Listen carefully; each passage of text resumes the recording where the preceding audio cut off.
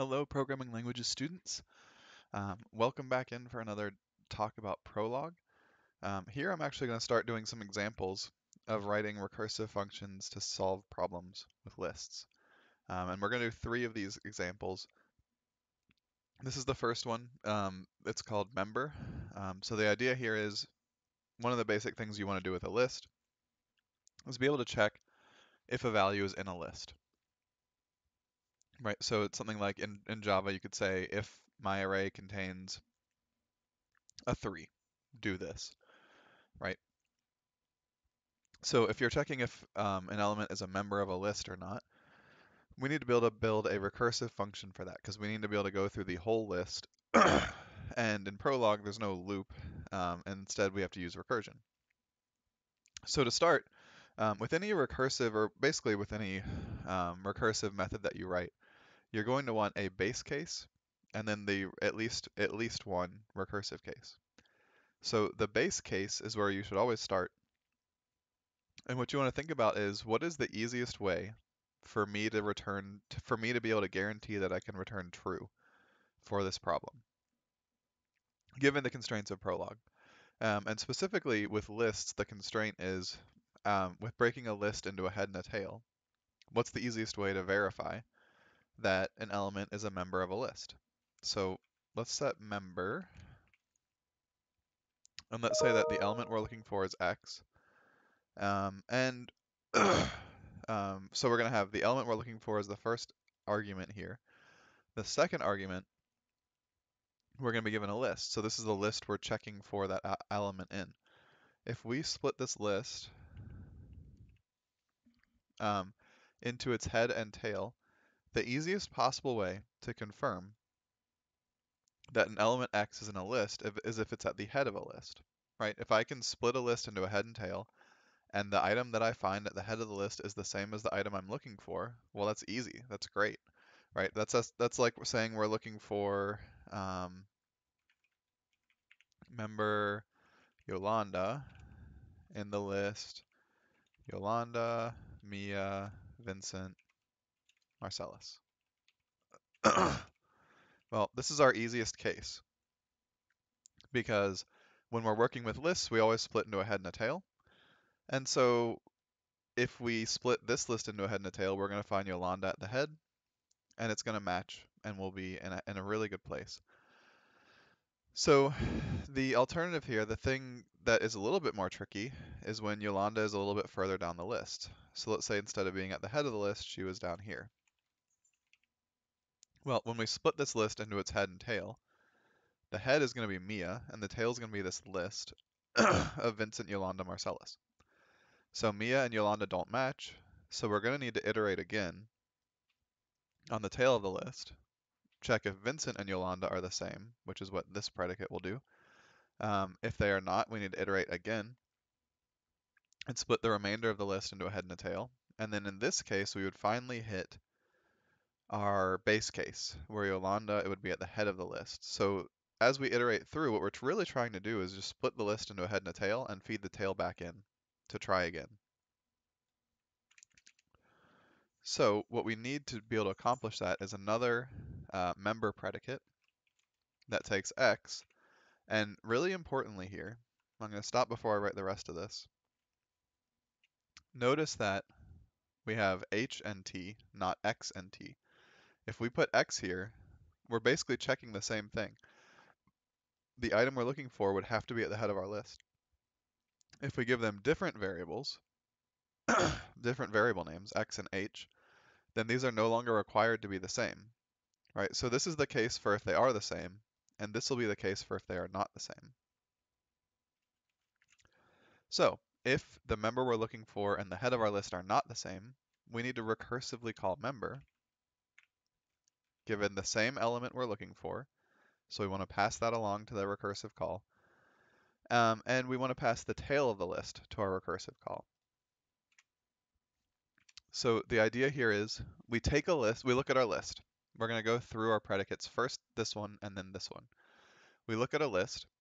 If the head of the list is the same as the thing we're looking for, then we return true, and we're done. If the head of the list is not the same as the thing we're looking for, these are two different variable names, then we're going to call member again with the same element we're looking for, right? We're still looking for the same thing, but now we're looking for it in the tail of that list.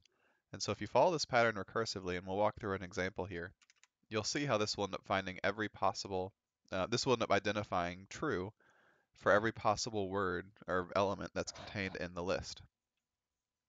So let's head over here. Let's do member. Let's look for Mia in the list. Yolanda, Mia, Vincent.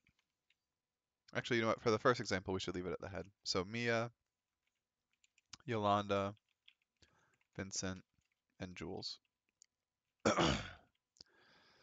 So we're going to check if Mia is a member of this list. That's the idea of the member predicate. Is this element a member of this list? So we got true. We got a couple singleton variable warnings. I'll talk about those in a second.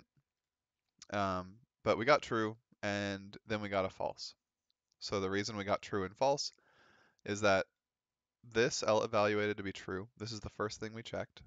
Mia and the head of this list are the same, Mia and Mia. But once we find one true, we keep searching. So we recursively tried this list, or this predicate, sorry, and it recursively called both predicates again, but with the tail of the list. So in other words, the Prolog keeps running through all the options. And so we first compared Mia and Mia and found it to be true, but then we iterated through the rest of the list and looked for more Mias, and there weren't any more. One thing that's interesting about this process is that if we had a second Mia in the list, we're going to get true, and then true again, and then false. So we're going to find the first Mia, and then recursively iterate through the whole list. And the way that this ends up stopping, the way that we end up getting a false, is that every predicate requires splitting the list into a head and a tail. So once we have an empty list, both of these will guarantee to evaluate to be false. And so we'd never actually call the recursive call eventually, once we have a list that cannot be split into a head and a tail. So let's take a shorter and simpler example here. Just Yolanda and Mia. I'll run it. We're going to get a true and then a false. And let's walk through the recursive steps here. So first, we check member with Mia and then Yolanda and Mia. So the first thing we do is we check member x, comma x, and we split our list into a head and a tail. So the head of the list is Yolanda, x is Mia. These two do not unify, so we're going to move down to the second predicate here. So we're going to take x, which is going to be Mia. It's our only option. And we're going to check our list, which is Yolanda and Mia, split it into a head and a tail. Head is Yolanda. Now, Yolanda here is going to be H. H doesn't have to unify with anything, so that's fine. The tail is going to be Mia as a list, right? So first iteration,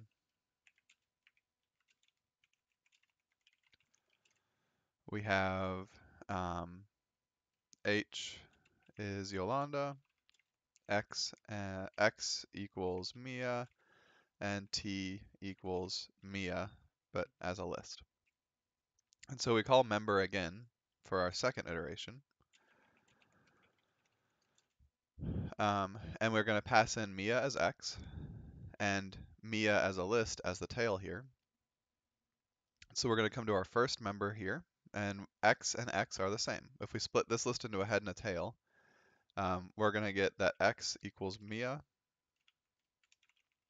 and T equals empty list, and X equals Mia. So these unify. This is where we got our first true. Now we have to continue running. So we do one more pass down here. In this version, H is Mia. We've changed our variables. X is still Mia from the thing we're looking for. H is Mia for the head of the list, which is still fine. And then T is the tail, which is empty. And so we call member again. And when we call member again, T is an empty list. So that means that when we even try to run these predicates where we split a list into a head and a tail, if you try to split an empty list into a head and a tail is always false. So neither of these run, and so we get false and we're done. So this will work to find any member you want to in a list. The last thing I wanted to highlight is that we don't care about the tail in this particular predicate. We care about it here, but not here. And so an anonymous variable is better here. And in this predicate, we don't care what's at the head of the list, so an anonymous variable works there. So this is probably the best way to really write it. Hopefully that makes sense. We'll do a couple more examples here with a couple different ways that we can write these expressions. But as we go through, if you kind of run through iterations of this, you'll see that you'll be able to find every item that is a member of the list. And then I guess the last example, I was trying to wrap up, but I forgot I wanted to do one more thing. If you set a variable like x as the thing you're looking for, it will find each element of the list one at a time.